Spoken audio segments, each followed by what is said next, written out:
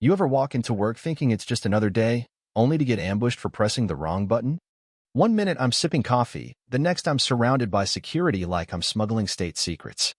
All because I used the elite elevator in my own office building.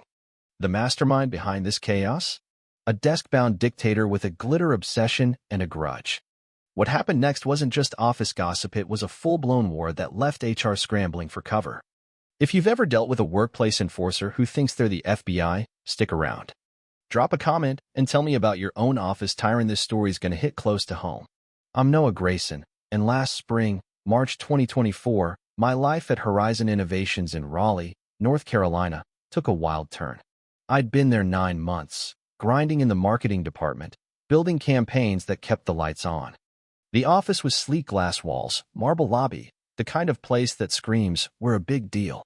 My mornings were routine: badge swipe, coffee grab, nod to the receptionist, and a quick elevator ride to the 12th floor. But Tuesdays started the same. I was on a call, juggling notes for a client pitch, earbuds in, half aware of the world. I didn't notice the news sign or the woman at the bedazzled desk. Big mistake. There she was, Valerie Monroe, perched behind a desk sparkling like a disco ball. Late 30s, hair sprayed into a fortress, wearing a smile that could curdle milk. A sign above her read, "Executive Elevator Access Only, Authorized by V. Monroe," in a font that screamed, "I love scrapbooking." She called out, "Excuse me, you're not cleared for that elevator." I tugged out an earbud, still on my call. "Sorry, I'm Noah Grayson, marketing, just heading to 12. I flashed my badge, thinking that'd settle it. I worked here, after all. But Valerie's smile widened, like a shark spotting lunch. "That elevator's for senior leadership only. Use the main ones." She pointed across the lobby with a flourish, like she was directing traffic at the Oscars. I was late. My call was dragging, so I mumbled, "Got it.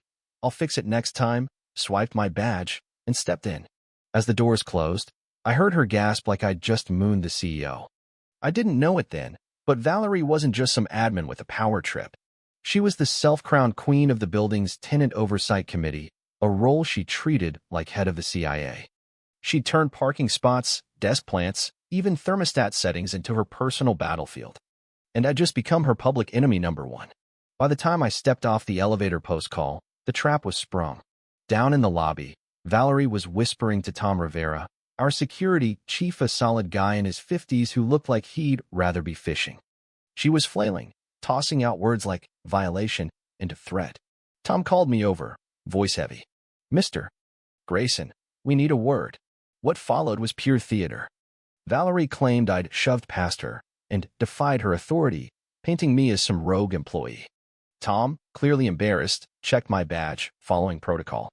The lobby was packed. Colleagues gawked as I stood there, coffee cold, humiliated.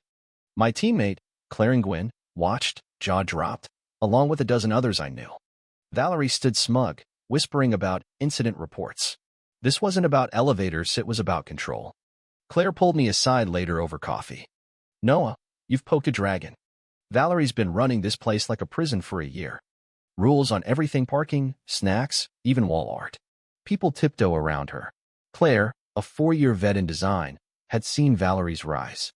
She used to plan weddings. Now she plans everyone's misery. Then came the gut punch.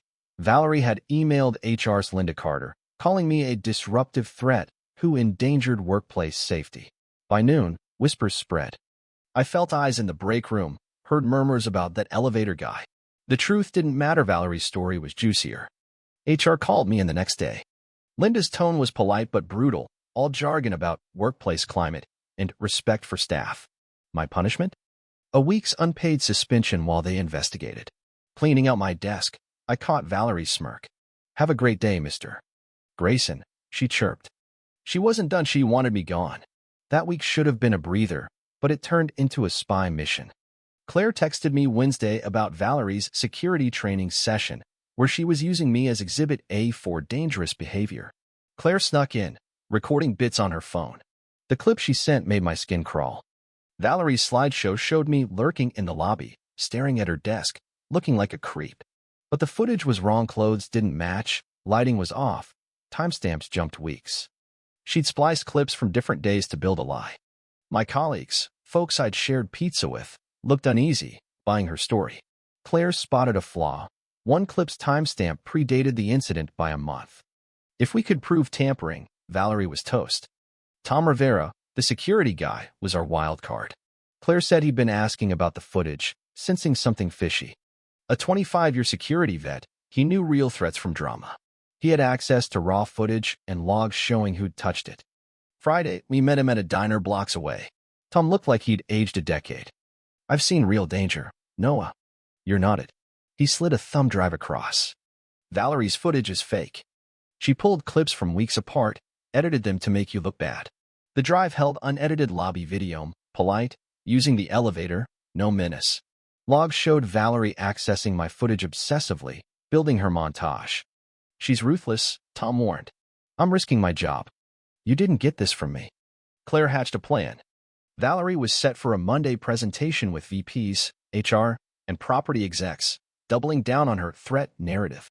Claire wangled a slot to discuss signage, giving me a window to crash it. I'd show the real footage, exposing Valerie's fraud. Risky? Sure. I was suspended, banned from the building. If it backfired, I'd be fired, maybe sued. But Valerie had trashed my name. I wasn't backing down. Sunday night, I pored over the footage. Her lie was a horror flick. Mine was a boring Tuesday. Monday would decide everything. Monday morning, my nerves were electric. Claire texted at dawn. Valerie had moved her talk up 30 minutes, sniffing me out. She'd planned a security demo to have me tossed before I could speak. Classic Valerie, always a step ahead. But Claire saw an opening. Valerie's rush made her sloppy. We'd hit during Q&A, when she'd be off guard. I took the stairs to the conference room, heart pounding. Through the door, I heard Valerie's voice, dripping with fake concern, showing her doctored footage. "Notice his aggressive posture," she lied, as my colleagues murmured. Linda asked about legal risks.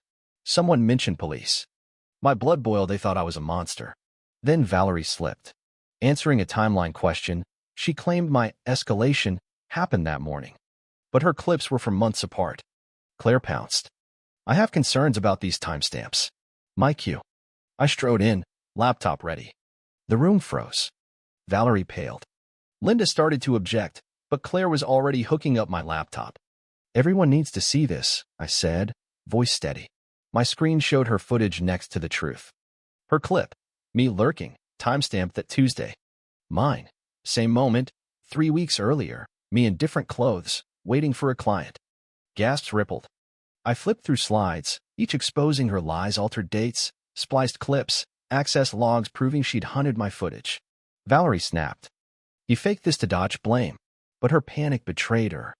She grabbed the remote, fumbling, and loaded a raw edit of her montage marks, timeline, all proving she'd built a fiction. The room erupted. Linda scribbled furiously. The property exec stared, stunned. Tom stood. "That footage is manipulated." I checked the originals. She edited weeks of Noah's routine to lie. Valerie unraveled, yelling about conspiracies, accusing Tom, Claire, even Linda. Linda cut her off. "MS. Monroe, stop." To me, "Mr. Grayson, your suspension's lifted. We'll investigate fully." The property exec fired Valerie from the committee, hinting at criminal charges. I thought that was the end, but Valerie wasn't done. Days later, anonymous emails hit every employee, my clients, even my mom, calling me a violent fraud. Fake profiles in my name posted rants online, threatening revenge. My girlfriend, Emma, got creepy messages. But Valerie slipped again. Claire got IT to dig email metadata, had Valerie's employee ID. Her laptop, unreturned, logged her accessing staff data post-firing. Linda called, floored. She used company systems to harass you after termination. This is cyberstalking. 2 days later, Valerie was arrested in the lobby, ranting as Tom escorted her out, her box of glitter pins spilling. Employees watched, stunned. The committee was axed, rules relaxed, and I got a promotion with a fat raise. 6 months later, horizons chill again. No glitter desk, no elevator Nazis. I ride that executive lift, grinning, remembering how one button sparked a saga. Valerie's tale is industry legend, now a warning about unchecked power. Claire and Tom proved regular folks can topple tyrants. So what's your take? Was I right to crash that meeting, or too reckless? Should companies crack down on rule-crazed Karens, Or do rules keep order? Did Valerie deserve her crash? Or was she a victim of her own zeal? Comment below, like if you're team underdog, and subscribe for more epic takedowns.